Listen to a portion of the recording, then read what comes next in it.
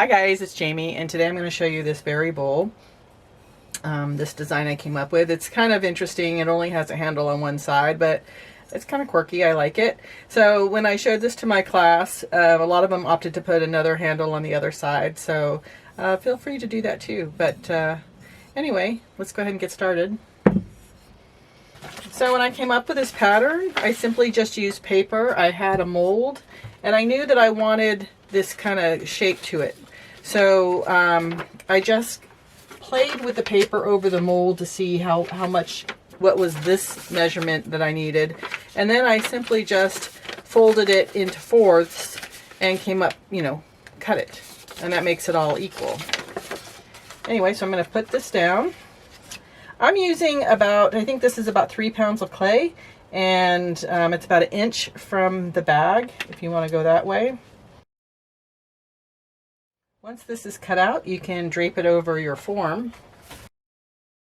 Not everybody has molds, so you could experiment with doing something like this, where you put a ball in a bowl and use that.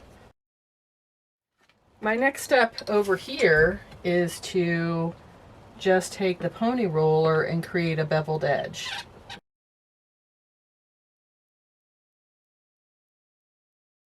I've chose this pattern to use, and what I'm doing is I'm going to roll them out at the same time because I want them to be reflective of each other.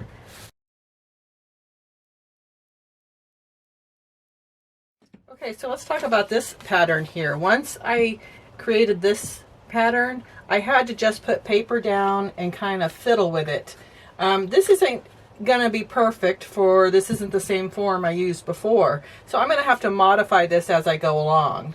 So I just might be doing some trimming here and there as I apply. So now I'm doing each of these sides, so when I cut my pattern out, I want to make sure that I'm just not doing like this. I'm going to have it like this and like this.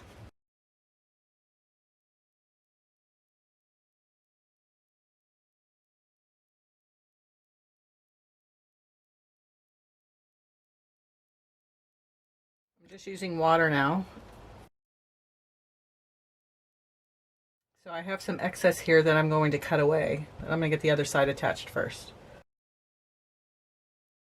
I'm aiming for the same amount of distance of separation here as here. And then the little excess, I'm just going to gently press in. So I can see where that ridge is, so now I'm just going to cut gently across that to follow the shape.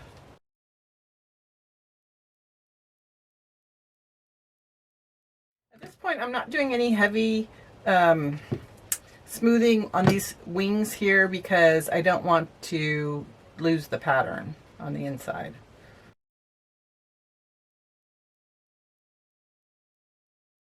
So while that's setting up, you can now start thinking about the handle and the feet. Okay, so I have this leftover strip here, and that's what I'm going to use for the handle. So I'm just going to grab a ruler and I'm going to cut out as long as I can on this.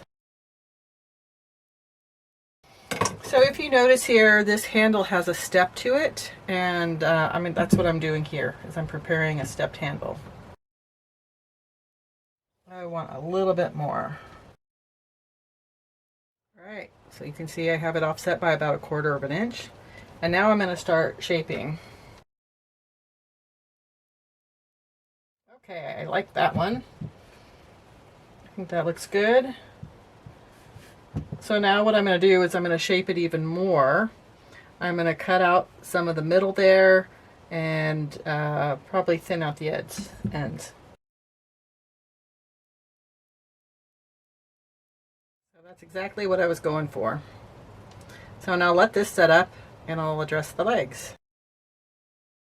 All right, these already have texture on them, so I'm just going to create some feet that will display that texture. And to do that, I'm going to use my circle cutters.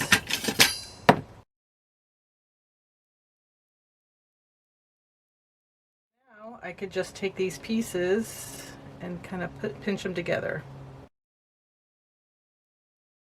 Make it easy on yourself. You could just do the little beveling.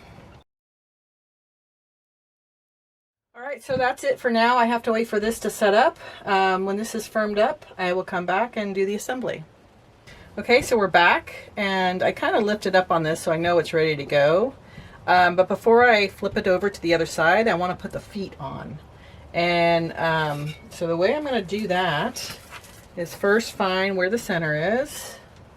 So I'm just going to measure, and it's 12 1/4. So that would mean a 6 1/8. Now I'm going to take a square, and I'm just going to eyeball it where I think is the center. And I'm just going to follow it up with some measurements.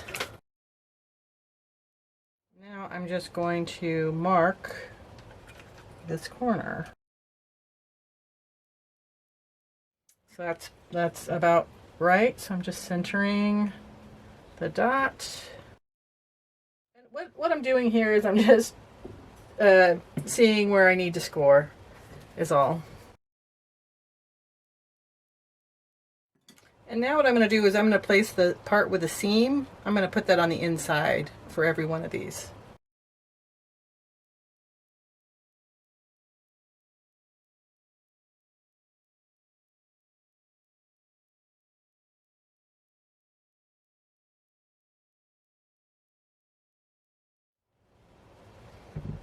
Once I've done that, I'm going to look at putting on the handle. All right, I like that, so I'm going to mark it. And before I do that, one last thing I want to do is mark where I need to put my holes for the berry bowl. Now, when I did that earlier, I used these forms here just to mark. These are cutters that are for resin, I think, jewelry making. So I'm just going to use a little trick here. I'm just going to drip a little bit of water in here, and that's going to show me where the center is. A little too much water.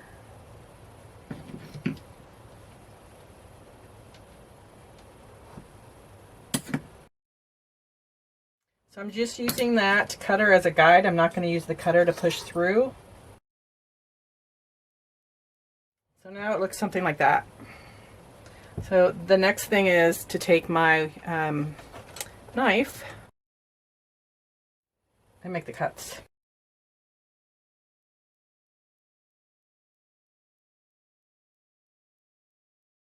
I'm using my finger underneath for support.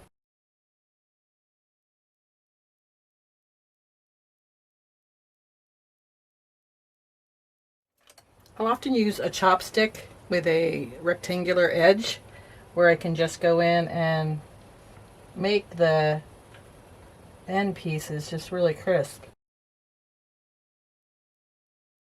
Okay, so there's some little bit of sanding that needs to be done. I'm going to wait until this is more set up, till it's bone dry, and then come back and do a little green pad with it. But for right now, I'm going to get those, the last bit is the handle.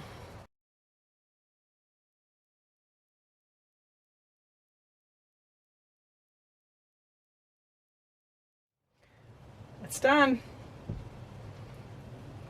So what I'm going to do next here is I'm going to finish these edges up and smooth them up when they're a little bit when it's a little bit set up. But for the most part, this is done. I will go back with a green pad and get all the little burrs off. And this is going to dry under plastic.